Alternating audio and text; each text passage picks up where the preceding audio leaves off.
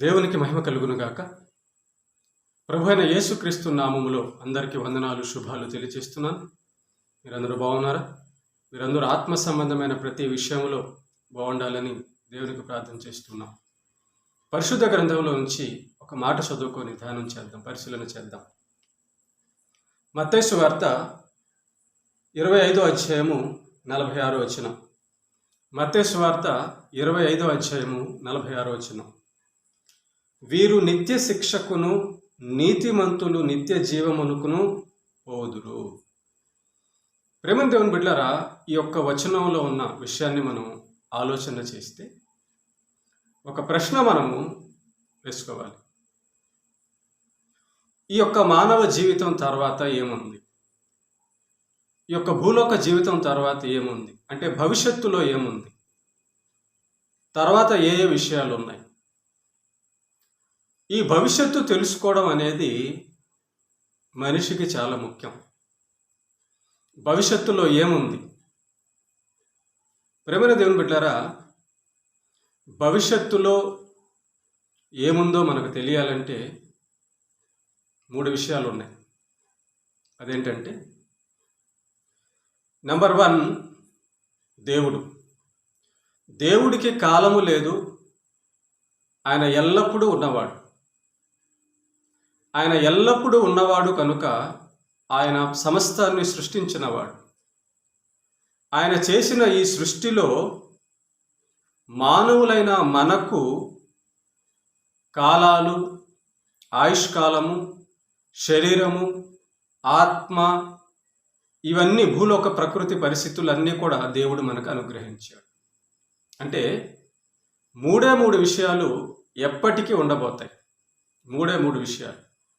అదేంటంటే, 1, దేవుడు, సృష్టికర్త అయిన యెహోవా దేవుడు. ఆ సృష్టికర్త అయిన యెహోవా దేవుడు, ఆయన ప్రియకుమారుడైన యేసుక్రీస్తు, పరిశుద్ధాత్మ, వీరు ఎల్లప్పుడూ శాశ్వతంగా ఉండేవాడు. భవిష్యత్తుకు ముందు, ఇప్పుడు, భూత భవిష్యత్ వర్తమాన కాలాలలో వీళ్ళెప్పుడూ ఉంటారు. వీళ్ళు ఉన్నారు, వీళ్ళెప్పుడు ఉంటారు. 1. ఇక 2ది వచ్చి పరలోకము. అవునండి, పరలోకము శాశ్వతంగా భవిష్యత్తులో మనకు ఎల్లప్పుడూ ఉంటుంది. ఆ యొక్క పరలోకము ఎవరు వెళ్తారు అంటే, ఇదిగో నీతిమంతులు వెళ్తారు. నిత్య జీవం అక్కడ జీవిస్తారు.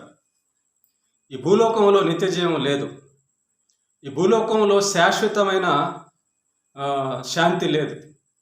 ఈ భూలోకంలో శాశ్వతమైనటువంటి పరిస్థితులు లేవు.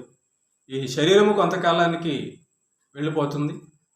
ఈ లోకంలో ఉన్న ప్రతి మనిషి కూడా కొంతకాలానికి వెళ్ళిపోతారు. ఈ భూమి ఆకాశాలు కూడా కొంతకాలానికి దేవుడు నాశనం చేస్తాడు. కాబట్టి శాశ్వతమైన స్థలం ఇది కాదు. శాశ్వతమైన స్థలము పరలోకము. ఆ పరలోకము ప్రతి ఒక్కరు కూడా చేరుకోవాలి. ఆ పరలోకమే భవిష్యత్తు. భవిష్యత్తు ఏది అంటే పరలోకం. ఇక 3వది నరకం. నరకములో నిత్యము శిక్ష ఉంటుంది, అగ్నిగుండం. ఎవరు ఆ నరకానికి వెళ్తారు అంటే పాపులు. పాపులు అంటే ఎవరు? దేవుణ్ణి ఎరగని వారు, దేవుణ్ణి వెతకని వారు, దేవుణ్ణి నమ్మని వారు, నీతిగా బ్రతకని వారు, తమ ఇష్టానుసారంగా పాపం చేస్తూ, మోసం చేస్తూ, అన్యాయం చేస్తూ, ధర్మము లేకుండా, నీతి లేకుండా బ్రతికేవారు పాపులు. కనుక ఈ పాపులందరూ భవిష్యత్తులో ఎక్కడ ఉంటారు? నరకంలో ఉంటారు. వారి ఆత్మలన్నీ కూడా నరకంలో ఉంటాయి. ఆత్మలకు మరణం లేదు, ఆత్మకు మరణం అనేది లేదు. కనుక భవిష్యత్తు ఏంటి అంటే, భవిష్యత్తు దేవుడు, భవిష్యత్తు పరలోకము, భవిష్యత్తు నరకము. దేవుడు శాశ్వతము, పరలోకములో ఉండబోయే నీతిమంతులు శాశ్వతము, నరకములో బాధపడబోయే పాపులు శాశ్వతము. కనుక భవిష్యత్ ఇది. దేవుడు అందుకే గ్రంథాన్ని తెలియచేసి, సృష్టికర్త అయిన దేవుడు తన మాటలు మనకిచ్చాడు. కనుక ఈ మాటలను ఎవరైతే విశ్వాసంతో విని, గ్రహించి, నమ్మి ఆ మాటల ప్రకారం బ్రతుకుతారో వారికి తెలుస్తుంది భవిష్యత్తు ఏంటో. భవిష్యత్తు ఏముంది? భవిష్యత్తులో దేవుడు మనకున్నాడు, ఇప్పుడు ఉన్నాడు, ఎప్పుడూ ఉంటాడు. ముందు ఉన్నాడు, ఇప్పుడు ఉన్నాడు, తర్వాత ఉంటాడు. కనుక దేవుడే మన భవిష్యత్తు. దేవుని వద్దకు మనం చేరాలి. ఆ దేవుడు ఉండే లోకము పరలోకం. కాబట్టి భవిష్యత్తులో ఉండబోయేది పరలోకమే. ఈ భూలోకము ఇదంతా కూడా ఉండదు, ఇదంతా కూడా తీసివేయబడుతుంది. ఇక తర్వాత మూడోది నరకము. ఆ నరకము కూడా భవిష్యత్తులో ఉంటుంది. కాబట్టి ఇది ఎప్పటికీ శాశ్వతంగా ఉండబోయే, రాబోయే, ఉండే భవిష్యత్తు. ప్రార్థన చేసుకుందాం. కృప కలిగిన మా కన్న తండ్రి, భూత భవిష్యత్ వర్తమాన కాలాల్లో ఉన్న దేవా నిన్ను స్తుతిస్తూ ఉన్నాం. నేను అదిగో ప్రభు, మానవులకు నీ మాట ద్వారా, నీ వాక్యము గ్రంథము ద్వారా తెలియచేసావు. భూత వర్తమాన కాలాల్లో ఏ విషయాలు ఉన్నాయో, భవిష్యత్తులో ఏ విషయం ఉందో అని నువ్వు తెలియచేసావు. అందరిని బట్టి స్తుతిస్తూ ఉన్నాం. ఎవరైతే వాక్యం వింటున్నారో అదిగోనైనా భవిష్యత్తులో నీ మాట ప్రకారం బ్రతికితే పరలోకం ఉందని, నీ రక్షణ ఉందని, నీ కృప ఉందని, నువ్వు ఇచ్చే శాశ్వతమైన ఆనందం ఉందని, మరణం లేని లోకం ఉందని, శాశ్వతంగా ఆనందం పొందే లోకం ఉందని నువ్వు తెలియచేసావు. నీ ప్రియకుమారుడని యేసుక్రీస్తు ద్వారానే ఈ యొక్క రక్షణ సాధ్యము అని చెప్పి తెలియచేసావు. అందుబట్టి స్తుతిస్తున్నాం. ఎవరైతే ఈ మాటలు నమ్మడం లేదో వాళ్ళందరూ కూడా భవిష్యత్తులో నరకాన్ని ఎదుర్కోబోతున్నారు, శాశ్వతమైన నరకాన్ని ఎదుర్కోబోతున్నారని తెలియజేస్తున్నాం.